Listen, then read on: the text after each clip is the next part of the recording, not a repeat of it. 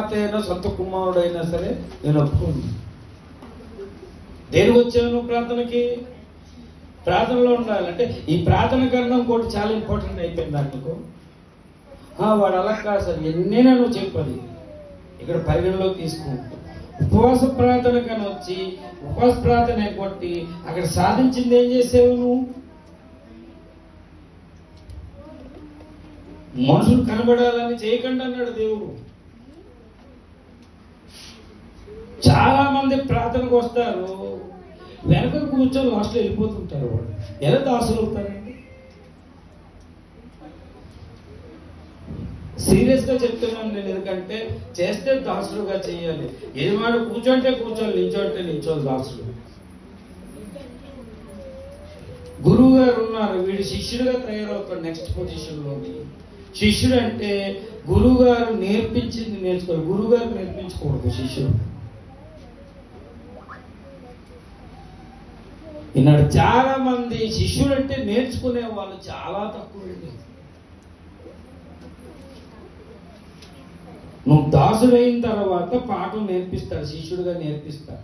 నేర్చుకున్న తర్వాత అప్పుడు కొన్ని ఏం చేస్తాడంటే ఆజ్ఞాపిస్తాడు. ఏమని? దేవుడు ఆజ్ఞాపించిన వాటిని నువ్వు చెయ్యని చెప్తాడు నేర్పించిన తర్వాత. దేవుని స్తోత్రం. వాళ్ళు ఏమంటారు? స్నేహితులు అంటాడు. దేవుని స్తోత్రం. ఈ మూడు లక్షణాలు కలిగిన వాడే భక్తుడండి. దేవుని స్తోత్రం. భక్తుడనగా దేవునికి దాసుడు, దేవుని దగ్గర నేర్చుకున్న శిష్యుడు, దేవుని కొరకు ఆజ్ఞాపించిందల్లా చేసిన వాడు. ఏది తేడా అయినా నువ్వు భక్తులు తయారవరు సంఘంలో. ఒక రోజుకి ఈ భక్తులు పరిపక్వమై ఎలా తయారవుతాడంటే అలా భక్తి చేసిన వాడు సైన్యంలోనికి రాణిస్తాడు. దేవుని స్తోత్రం. హల్లెలూయా.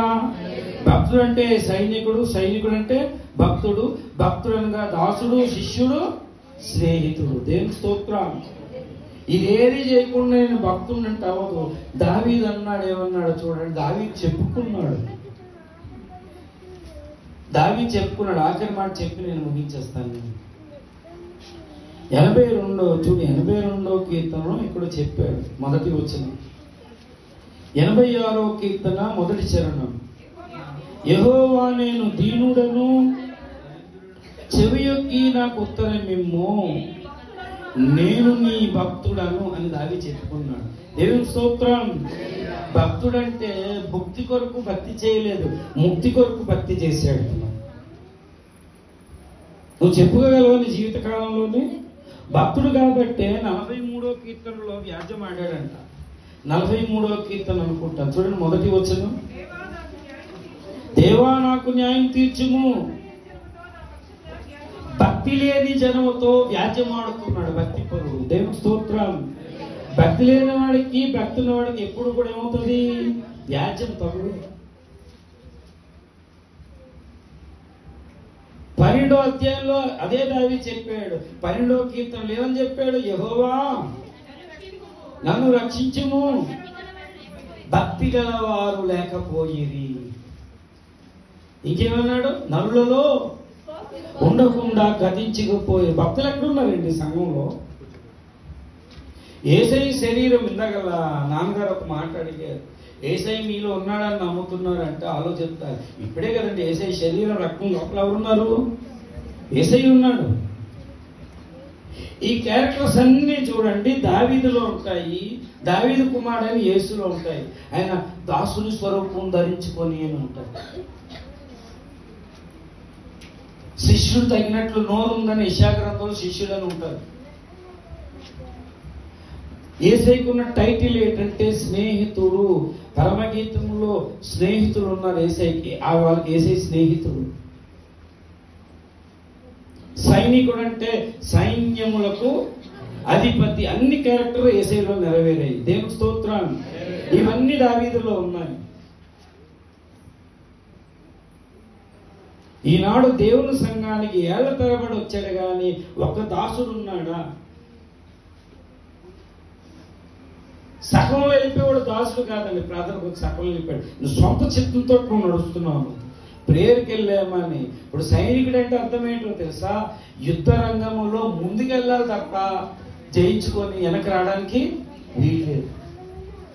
ఇలాంటి సీరియస్ కమిట్మెంట్ ఉంటేనే టోటల్గా నిన్ను యేసయ్య తన పట్టప్రాయంగా కూర్చోబెడతాడు. నా సొంత కుమారుడైనా నేను ఒప్పుకోను, హనన్య అయినా సరే తేడా వస్తుంది.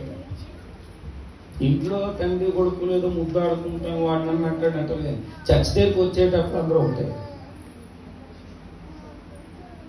ఈనాడు సంఘాలలో ఏళ్ల తరబడి దేవుడు చూస్తున్నాడు. ఏదండి, నేను నిజమైన ద్రాక్షవల్లి అన్నాడు. నిజమైన దాసు లేడండి ఈనాడు సంఘంలో.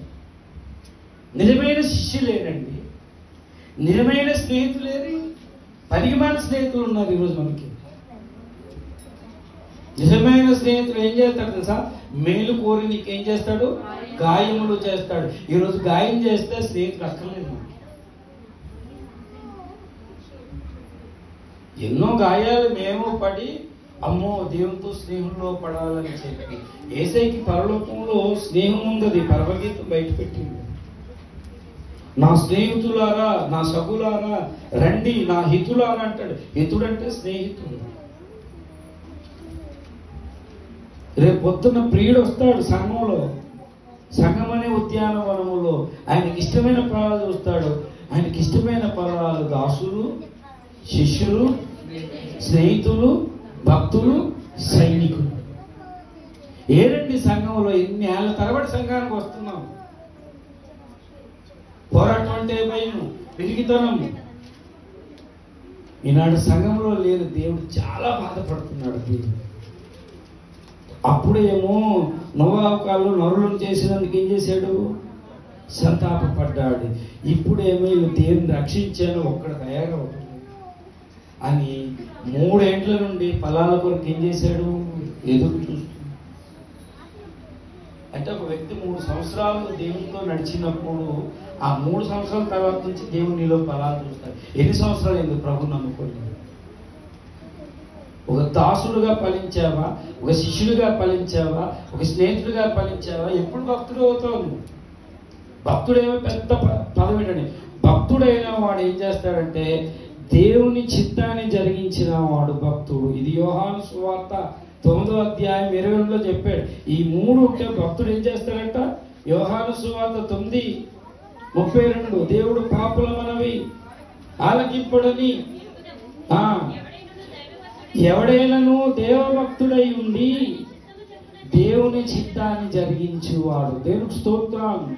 భక్తుడంటే దేవుని చిత్తమే నాకు ముఖ్యం, మిగిలినంతా నాన్ ఎసెన్షియల్, చెత్త. ఈనాడు భక్తులు పనికిరాని పట్టుకుంటున్నారు. అందుకే నాడు సైన్యం ఏముండలేదు కనిపించి. మంచి భక్తుడు, మంచి సైనికుడు. మంచి సైనికుడు, మంచి భక్తుడు. భక్తుడు అంటే అర్థం ఏంటంటే దాసుడు, శిష్యుడు, స్నేహితుడు కలిపి కలబోస్తే తయారేదండి భక్తుడు. దేవునికి స్తోత్రం. హల్లెలూయా. ఈనాడు సంఘంలో చూస్తున్నాడు, నేను నిజమైన ద్రాక్షావల్లిని, ఇగో తీగలు మీరు ఏది ఫలాలేది నాలో ఫలింపని. ఎందుకు ఫలించట్లేదంటే కారణము దేవునికి వేరుగా బ్రతుకుతున్నారు. దేవుని నాకు వేరుగా ఉండి అదేనా చదువుకున్నా, దేవునికి వేరుగా ఉన్నారు. దేవుని చిత్తాన్ని పక్కన పెట్టి నువ్వు వేరుగా ఉన్నావు కాబట్టి ఈ రోజుకి దేవుడు కోరుకున్న భక్తులు లేరు. ఉపవాస ప్రార్థన చేయడం దేవుని చిత్తమా కాదా? స్వార్థ చేయడం దేవుని చిత్తమా కాదా? ఒక పోరాటం చేయడం దేవుని చిత్తమా కాదా? దేవుని చిత్తంలో మొదలు వెళ్ళిపోవడం నువ్వు ఎంతవరకు సమంజసం?